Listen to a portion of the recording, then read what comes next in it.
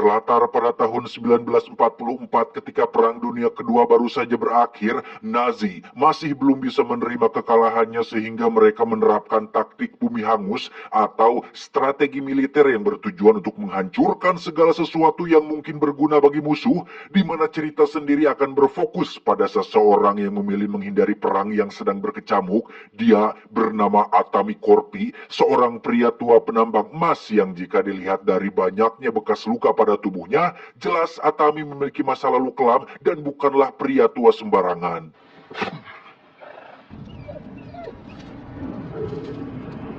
Tak punya sanak saudara, hidup sebatang kara, Atami hanya fokus pada satu tujuan, yaitu mencari emas yang kebetulan pada hari itu dia menemukan sebutir emas di Kamalir atau sungai kecil yang mengalir, di mana dia mencoba menelusuri sumber aliran sungai tersebut hingga dia melakukan beberapa penggalian dan berhasil menemukan bongkahan emas murni di dalam tanah.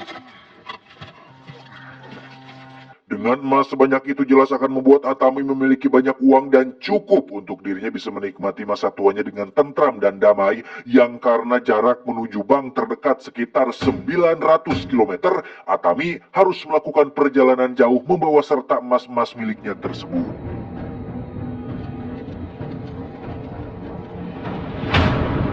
Di tengah perjalanan, Atami secara tak sengaja berpapasan dengan rombongan tentara Nazi yang dipimpin oleh seorang kapten bernama Bruno, sempat akan ditembak oleh anak buahnya yang polontong alias songong bernama Wolf. Kapten Bruno pun melarang dia melakukannya karena dianggap buang-buang peluru saja hanya untuk membunuh seorang pria tua tak berguna. Lagian di belakang sana masih ada 4 anak buahnya yang akan mencegat Atami melewati jalan ini. Dan benar saja, 4 tentara polontong ini pun langsung mencegat Atami, menembaki anjingnya dengan sangat iseng sekali, hingga akhirnya mereka semua pun tertawa puas saat menemukan banyak sekali emas di dalam tas yang dibawanya, yang ketika Atami dipaksa merunduk dan akan ditembak mati, tiba-tiba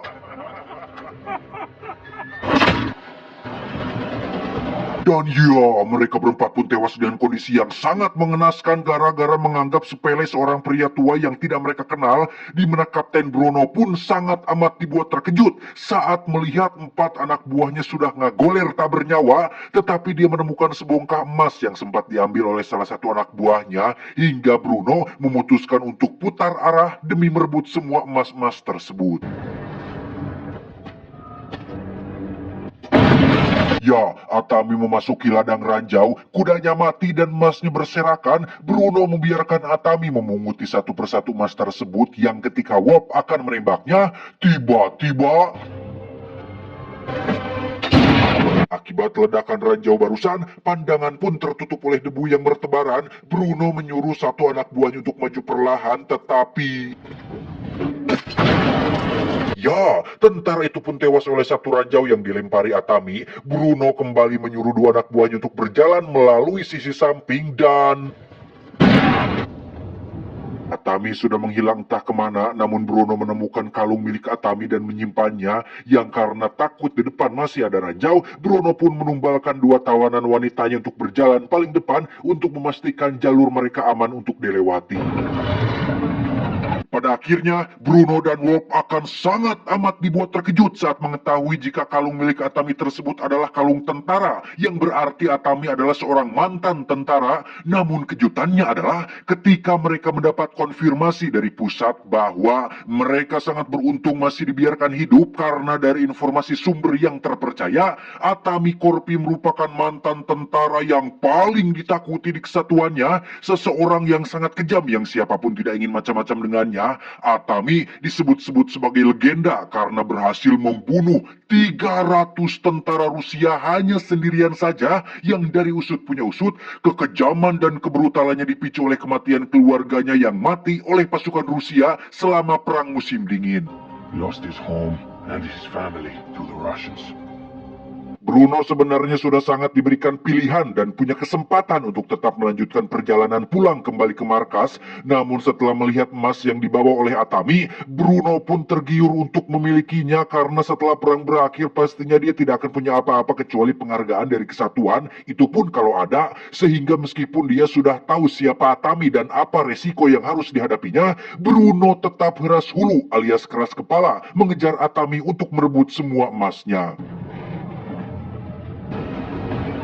Karena sempat tertembak, Atami pun bersembunyi di belakang mobil bekas yang ketika mereka lewat, Atami langsung ngaguriling dan menempel di kolong mobil, lantas melubangi tangki bahan bakar hingga bensin membasahi sekujur tubuhnya, di mana Atami melakukan sesuatu yang nekat dan tidak pernah terfikirkan ketika dia membakar dirinya sendiri supaya anjing-anjing pelacak tidak mengejar dan dirinya bisa langsung ancelup alias masuk ke dalam sungai.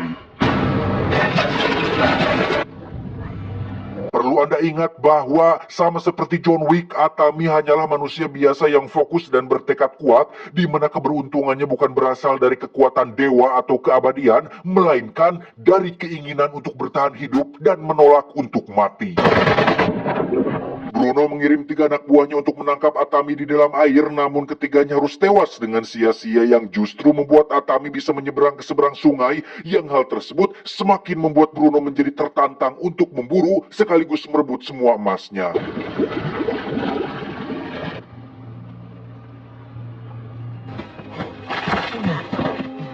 Atami pun diperlihatkan dengan pemandangan memilukan saat kota terdekat yang ada di sana sudah dibumi hanguskan oleh Bruno dan pasukannya, yang ketika Bruno tiba di bekas tempat pengisian bahan bakar, anjingnya pun muncul kembali tetapi... Ya, Atami akhirnya tertangkap, semua emasnya dirampas, dia digantung pada tiang hingga kokojeran alias meronta-ronta, yang pada saat Atami sudah terdiam, Bruno dan pasukan pun langsung pergi setelah menganggap jika Atami sudah mati, padahal dia hanya pura-pura mati dengan menahan nafas dan memanfaatkan otot lehernya untuk menahan tali dan berhasil mengurangi beban tubuhnya dengan cara menancapkan kakinya pada sebuah paku yang tertancap di tiang tersebut. Berkat pesawat tempur yang terbang rendah, Atami pun tak sengaja terjatuh dan berhasil selamat dari maut, yang ternyata pesawat tersebut dikendarai oleh 2 pilot Nazi yang kebetulan mendarat di sana, sehingga Atami langsung menghabisi mereka berdua.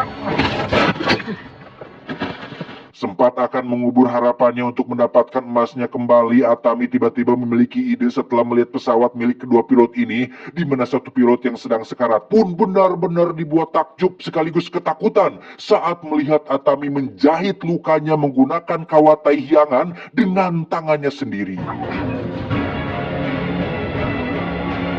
Beberapa jam berlalu, Bruno dan pasukan sudah hampir tiba di tempat tujuan, namun perjalanan mereka tiba-tiba terhenti saat melihat seonggok pesawat tempur milik Nazi yang terdampar tepat di tengah jalan. Sang pilot sudah mati dengan kondisi terikat tali, namun yang membuat mereka semua tidak habis pikir adalah tali tersebut merupakan milik si Wolf yang dia gunakan untuk menggantung Atami, sehingga bagaimana bisa tali tersebut tiba-tiba berada di sana? Merasa ada sesuatu yang salah, Bruno pun pindah ke dalam tank dan segera melanjutkan perjalanan, di mana semua anak buah Bruno mulai merasa ketakutan setelah melihat fakta barusan, apalagi mendengar cerita salah satu tawanan yang mengatakan bahwa cerita tentang Atami Corpi, sang legenda yang kejam dan mengerikan, bukan hanya isapan jempol belaka.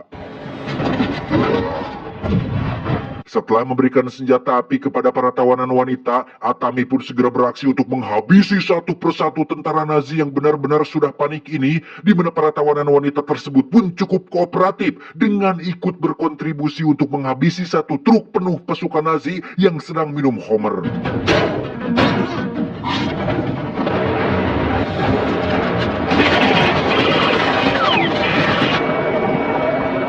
Bermodalkan kapak pertambangan, Atami memancing Bruno keluar dari dalam tank yang karena si songong Wop sok-sokan melakukan perlawanan, dia pun harus ikut ditarik keluar hingga membuat mereka berdua terjatuh. Bruno yang serakah pun meninggalkan Wop dengan Atami, di mana Wop sangat-sangat ketakutan sampai-sampai memohon ampun untuk nyawanya, sampai muncul 2 tentara Nazi yang menggunakan motor, dikira akan membantu. Ternyata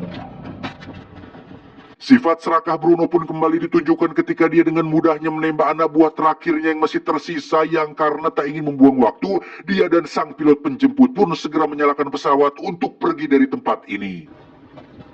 Saat itulah muncul Atami menggunakan motor yang masih dengan hanya bermodalkan kapak pertambangan. Atami berhasil menempel dengan pesawat tanpa Bruno menyadari hal tersebut. Jika Anda masih tidak yakin dengan tekad kuat yang dimiliki oleh Atami, di sini kita akan melihatnya secara gamblang dengan bagaimana Atami melakukan berbagai hal mustahil hanya untuk bisa mencapai tujuan, di mana dia berhasil masuk ke dalam pesawat hingga melakukan pertarungan secara langsung dengan si Bruno.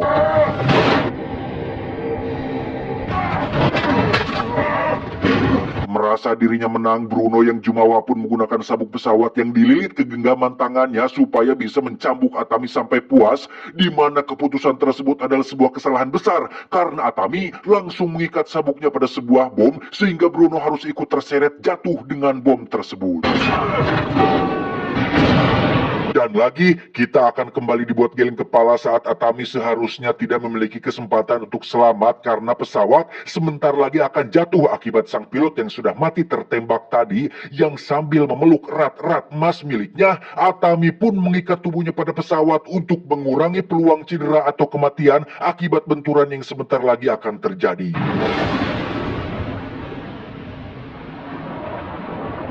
Seperti yang sudah bisa Anda tebak, Atami dengan luar biasanya berhasil selamat dari kecelakaan pesawat yang jatuh dari ketinggian yang sungguh-sungguh di luar nurul, di mana Atami tidak pergi ke puskesmas atau mantri desa terdekat, melainkan langsung pergi ke bank untuk menukarkan semua emas-emasnya dengan uang yang sangat banyak.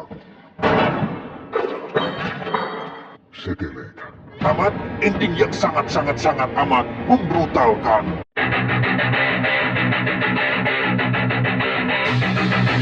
Di ending kita akan melihat Atami Corpi dibiarkan masuk begitu saja oleh satpam, bahkan semua orang yang ada di dalam menyingkir saat Atami berjalan. Satu, karena penampilannya mengerikan, penuh luka sambil membawa kapak. Kedua, membuktikan jika Atami Corpi ini adalah sosok legenda di Finlandia dan hampir seluruh warga di sana tahu dan takut terhadap sosok Atami Corpi ini. Fakta menarik lainnya adalah dalam sepanjang film, Atami Corpi hanya berbicara di ending saja ketika sedang menyerahkan semua emasnya kepada mbak-mbak teller bank. Hal ini mengingatkan kita dengan sosok John Wick yang diketahui hanya mengeluarkan sepatah dua patah kata, itu pun kebanyakan yeah, yeah, yeah, yeah, yeah, yeah. Apakah kamu suka tai kotok? Yeah. Ini menjadi sebuah gambaran film action yang benar-benar aksi. Genre action tuh harusnya begini, seperti ini nih. Bukan kebanyakan dialog tidak penting, tetapi sesuai genrenya yaitu action, ya harus aksi dong. Nah, setelah menonton alur ceritanya barusan, mungkin ada pertanyaan di benak Anda tentang judul filmnya sendiri. John, jadi Sisu teh apa? Siapa? Nama orangkah? Atau apa? Sisu bukanlah makanan Jepang, bukan juga untuk mengelap ingus atau lendir di paha, dan jelas bukan salah satu dari jenis difabel. Sisu merupakan bahasa atau istilah Finlandia yang merujuk pada sebuah konsep tentang tekad yang kuat, keuletan tujuan, ketabahan, keberanian, dan ketangguhan, yang semua itu digambarkan oleh sosok Atami Corpi yang sudah jelas berhasil melewati rintangan mustahil yang dilalui oleh manusia lemah dan takutan seperti saya. Faktanya, konsep Sisu tidak melulu digambarkan pada aksi yang brutal dan memacu adrenalin, tetapi untuk Anda di luar sana yang berhasil bertahan dari sulitnya perekonomian dan permasalahan hidup, Anda sudah menerapkan konsep Sisu dengan baik, bahkan mungkin hampir setiap hari dilakukan. Di tahun-tahun belakangan, bahkan saya sendiri pun sudah menerapkan konsep Sisu dengan baik karena di tengah pandemi dengan kondisi dompet yang kopong dan status pengangguran, saya berhasil bertahan hidup, tabah, dan berani menghadapi kesulitan finansial akibat dipecat dari pekerjaan karena ada pengurangan karyawan gara-gara pandemi alias corona. Namun luar biasanya, saya masih bisa ngopi dan udu dengan enak hampir setiap pagi berkat adanya warung teh Yuli yang selalu bisa kasbon. Hehehe.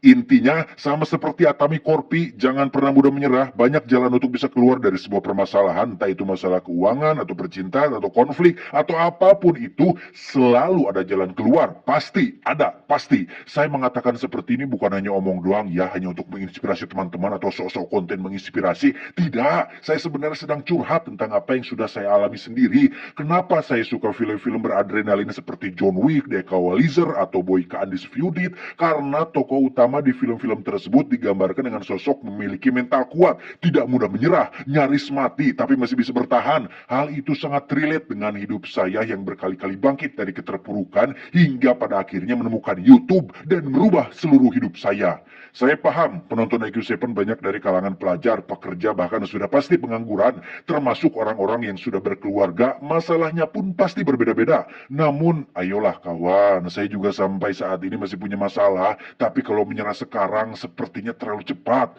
Lemah bro jika kita tidak tahan uji, bodoh amat dengan hasil, yang penting berusaha dulu, entah endingnya hancur sehancur-hancurnya, jika sudah mencoba berusaha, tidak akan penasaran lagi. Intinya, jangan pernah mudah menyerah. Itu, saya John mewakili direksi bertugas mengucapkan terima kasih dan sampai jumpa di video selanjutnya. Adios, isi kolor bubuk rengginang.